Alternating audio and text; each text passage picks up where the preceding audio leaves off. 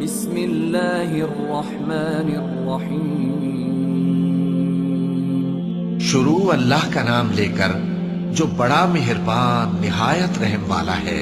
ستارے کی قسم جب غائب ہونے لگے کہ تمہارے رفیق یعنی ہمارے نبی نہ رستہ بھولے ہیں نہ بھٹکے ہیں اور نہ یہ خواہش نفس سے کچھ بولتے ہیں۔ یہ قرآن تو ایک وحی ہے جو ان کی طرف بھیجی جاتی ہے۔ ان کو نہایت قوت والے نے سکھایا یعنی جبرائیل نے جو طاقتور ہیں۔ پھر وہ پوری طرح بیٹھے جبکہ وہ آسمان کے اونچے کنارے پر تھے، پھر وہ قریب ہوئے، پھر مزید نیچے آ گئے تو وہ 2 کمان کے فاصلے پر ہو گئے یا اس سے بھی کم۔ پھر اللہ نے اپنے بندے کی طرف جو حکم بھیجا سو بھیجا۔ جو کچھ انہوں نے دیکھا ان کے دل نے اس کو جھوٹ نہ جانا۔ کیا جو کچھ وہ دیکھتے ہیں تم اس میں ان سے جھگڑتے ہو؟ اور انہوں نے اس کو یعنی جبرائیل کو ایک اور بار بھی اترتے دیکھا ہے سدرۃ المنتہا کے پاس۔ اسی کے پاس ہمیشہ رہنے کی بہشت ہے، جبکہ اس بیری پر چھا رہا تھا جو چھا رہا تھا۔ ان کی آنکھ نہ تو اور طرف مائل ہوئی اور نہ حد سے آگے بڑھی۔ انہوں نے اپنے پروردگار کی قدرت کی بہت ہی بڑی بڑی نشانیاں دیکھی۔ بھلا تم لوگوں نے لات اور عزا کو دیکھا اور تیسری مورتی یعنی منات کو؟ مشرکو، کیا تمہارے لیے تو بیٹے ہوں اور اللہ کے لیے بیٹیاں؟ یہ تو بہت ہی بے انصافی کی تقسیم ہوئی۔ وہ تو صرف نام ہی نام ہے جو تم نے اور تمہارے باپ دادا نے رکھ لیے ہیں، اللہ نے تو ان کی کوئی سند نازل نہیں کی۔ یہ لوگ محض خیال و گمان اور خواہشات نفس کے پیچھے چل رہے ہیں، حالانکہ ان کے پروردگار کی طرف سے ان کے پاس ہدایت آ چکی ہے۔ کیا جس چیز کی انسان آرزو کرتا ہے وہ اسے ضرور ملتی ہے؟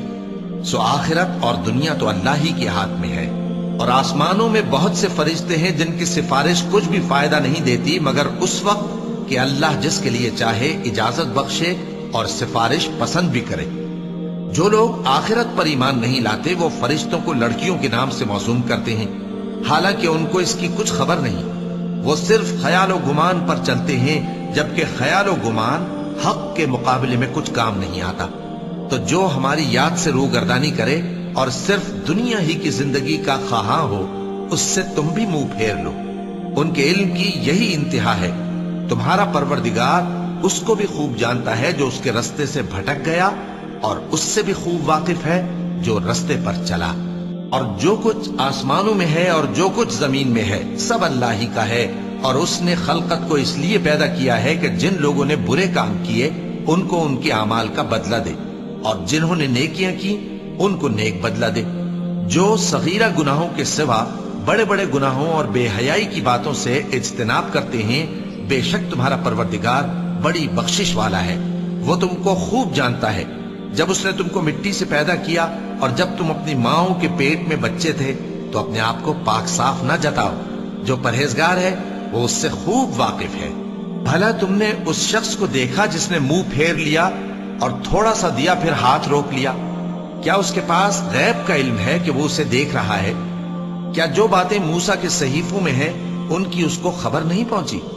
اور ابراہیم کے صحیفوں کی جنہوں نے حق اطاعت اور رسالت پورا کیا، وہ یہ کہ کوئی شخص دوسرے کے گناہ کا بوجھ نہیں اٹھائے گا، اور یہ کہ انسان کو وہی ملتا ہے جس کے لیے وہ محنت کرتا ہے، اور یہ کہ اس کی محنت کا جائزہ لیا جائے گا، پھر اس کو اس کا پورا پورا بدلہ دیا جائے گا، اور یہ کہ تمہارے پروردگار ہی کے پاس پہنچنا ہے، اور یہ کہ وہی دونوں جوڑے یعنی نر اور مادہ پیدا کرتا ہے یعنی نطفے سے جو رحم میں ڈالا جاتا ہے، اور یہ کہ قیامت کو دوبارہ اٹھانا اسی کا ذمہ ہے، اور یہ کہ وہی دولت مند بناتا اور وہی مفلس کرتا ہے، اور یہ کہ وہی شیرا نامی تارے کا بھی مالک ہے، اور یہ کہ اسی نے عاد اول کو ہلاک کر ڈالا اور سمود کو بھی، غرض کسی کو باقی نہ چھوڑا، اور ان سے پہلے قوم نوح کو بھی۔